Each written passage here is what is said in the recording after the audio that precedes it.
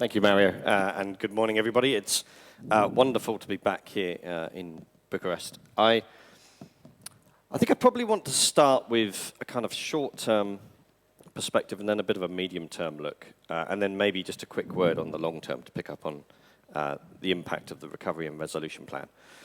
Our job, we're a credit rating agency. We're about whether people pay their bills on time and in full, and obviously, economic circumstances have a big impact on that, not just for companies and for banks, and we might talk about banks at some point, but also for sovereigns. And if I start with the short term, our outlook for Central and Eastern Europe, including this Southeastern Europe region, is negative for this year.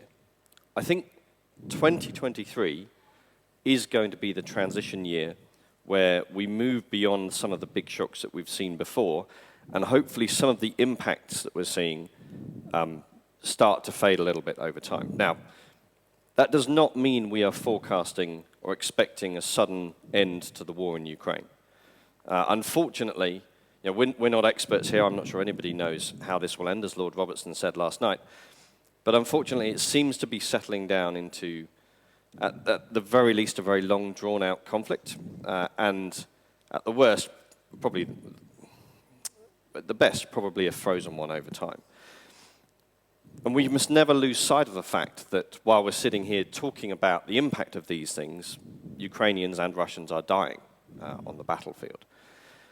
I think it speaks volumes for Romania and for other countries in this region about the degree of support they've already offered and continue to offer to Ukraine, and the way that you have stepped up in solidarity. I think that speaks volumes for these countries. And when I talk to international investors, when I talk to Americans, when I talk to people from Asia, they are very struck by the support that Romania and Poland and other countries have shown for Ukraine, even if they don't necessarily understand the nature of the war.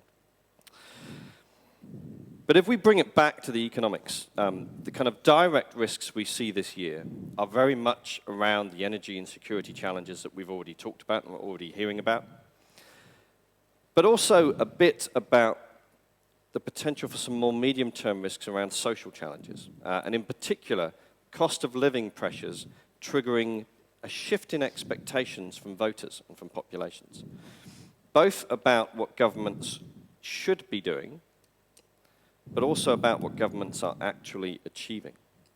If you look at really the last 15 years or so, it feels sometimes that we've been lurching from crisis to crisis, but in many countries, the outcome has been the government having to step in and do more than it was doing before.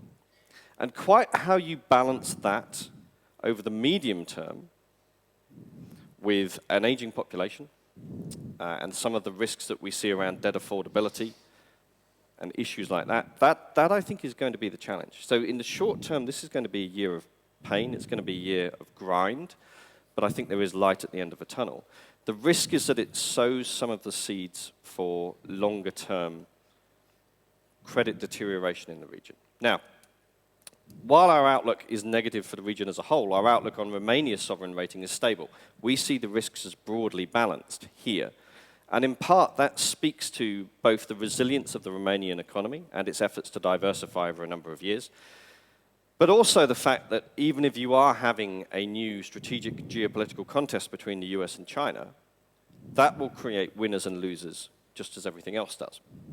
And actually, we think Romania is one of those countries that could be very well placed to benefit from what I'll probably call nearshoring rather than reshoring.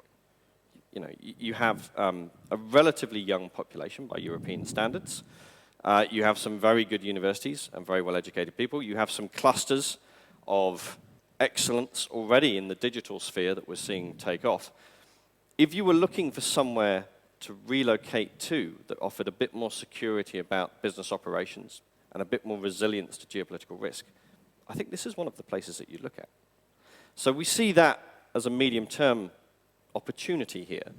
And that's why I think if we can get through this year without other big shocks and more damage, actually I'm quite optimistic about the medium-term outlook. Maybe just one word on the long term, because I think I've already run over my time. I think the recovery and resilience facilities and the development plans that are in place are a once-in-a-lifetime opportunity for the EU. I think it's really a generational change. We know that will boost growth over the life of the program. The bigger question for me is whether it manages to raise potential growth after the money has been spent. Because that's the transformational change that people are looking for. I've got to be honest, in aggregate, I'm a bit skeptical about that. When I look at Italy, when I look at Germany, I'm not sure that trend growth rates in 2035 will be materially different from what they were in 2019. I'm a little bit more optimistic here in Romania, because I think there are some greater opportunities to have an impact on the way the economy works.